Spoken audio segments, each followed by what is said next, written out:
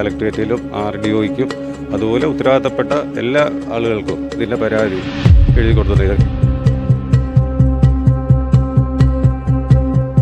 പക്ഷേ യാതൊരുവിധ അനുകൂലമായ നടപടിയും നാളിതുവരെ ഉണ്ടായിട്ടില്ല.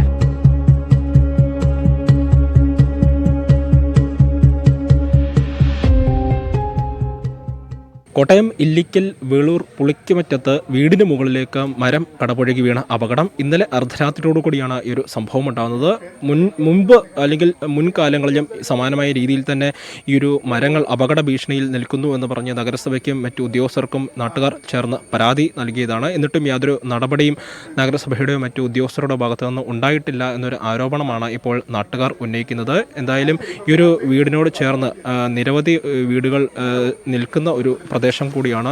നിരവധി മരങ്ങളാണ് ഈ ഒരു റോഡിനോട് ചേർന്ന് ഈ ഒരു സൈഡ് ഭാഗങ്ങളിൽ നിൽക്കുന്നത്. ഇത് വരും കാലങ്ങളിൽ വലിയ അപകട ഭീഷണിയായി ഇപ്പോൾ നാട്ടുകാർക്ക് മാറിയിരിക്കുകയാണ്. എന്തായാലും വലിയ പ്രതിഷേധത്തിലാണ് നാട്ടുകാർ ഇപ്പോൾ.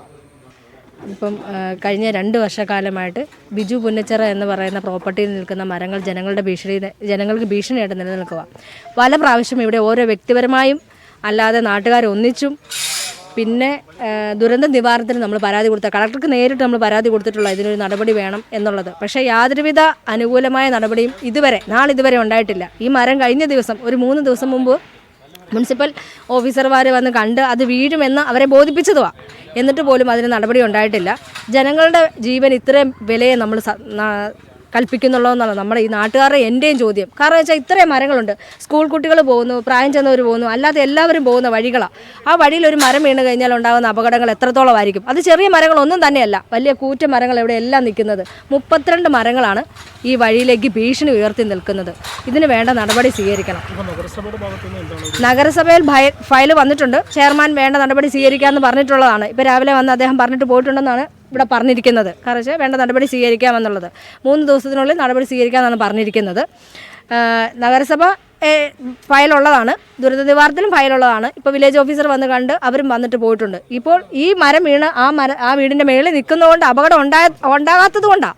ഉണ്ടായെങ്കിലോ ജീവനെ ഇവരെന്ത് വിലയാണ് കൽപ്പിച്ചിരിക്കുന്നത്. ഒരു ജീവൻ പോയിരുന്നെങ്കിൽ ഇവരെന്ത് ചെയ്തേനെ. അപ്പം അവരെ സഹകരിക്കുന്നില്ലെങ്കിൽ വേണ്ട നടപടി നമ്മൾ നിലയെടുക്കണം. വേണ്ട നടപടി നിലകൊണ്ടേ പറ്റുള്ളൂ. ഇപ്പോൾ ഈ പ്രദേശത്തെ ജനങ്ങളെന്നുള്ള രീതിയിൽ നമ്മൾ പല പ്രാവശ്യം അപകടത്തിൽ നിൽക്കുന്ന ഈ വസ്തുവിൽ നിൽക്കുന്ന ഈ പറഞ്ഞ നിരവധി മരങ്ങളുണ്ട്. അതിൽ വളരെ കുറച്ച് മരങ്ങളാണ് അപകട ഭീഷണി മുഴക്കി നിൽക്കുന്നത്. പക്ഷേ അതിൻ്റെ ചില്ലകൾ വെട്ടാൻ വേണ്ടി ആദ്യം നമ്മൾ പറഞ്ഞിട്ടുണ്ട്.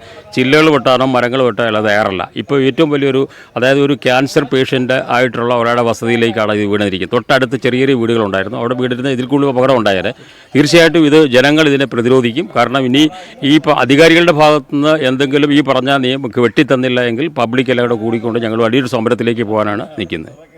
ബഹുമാന്യ നമ്മുടെ കൗൺസിലർ പറഞ്ഞതുപോലെ തന്നെ ഇതൊരു വർഷങ്ങളായി, ഇപ്പോൾ 2 വർഷമല്ല, ഒരു 4 വർഷത്തിന് മുന്നേ നമ്മൾ കലക്ട്രേറ്റിലും RDOയ്ക്കും അതുപോലെ ഉത്തരവാദിത്തപ്പെട്ട എല്ലാ ആളുകൾക്കും ഇതിൻ്റെ പരാതി എഴുതി കൊടുത്തിട്ടുണ്ട്. കാരണം ഇവിടെ ഈ വെള്ളം കയറുന്ന റോഡും കൂടിയാണിത്.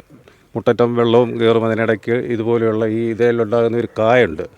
ആ സാധനം വന്ന് കുട്ടികളുടെ തലയിൽ വീഴുക, അങ്ങനെയൊക്കെയുള്ള പൊതുശല്യമാണിത്. പൊതുവായിട്ടുള്ളൊരു ശല്യമാണ്.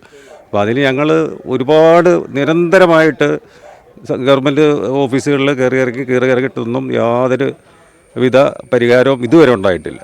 അപ്പോൾ ഇന്നിപ്പോൾ എൻ്റെ വീടിൻ്റെ മുകളിലേക്കാണ് ഇന്നലെ രാത്രി 11 മണിക്ക് വീണു. അപ്പോൾ അന്നേരം ഇപ്പം നാട്ടുകാരെല്ലാവരും കൂടെ കൂടി ഇതിനൊരു പരിഹാരം ഇനി അവർ പറയുന്നത് വെച്ച് കേട്ടുകൊണ്ട് മുമ്പോട്ട് പോകാൻ പറ്റില്ല.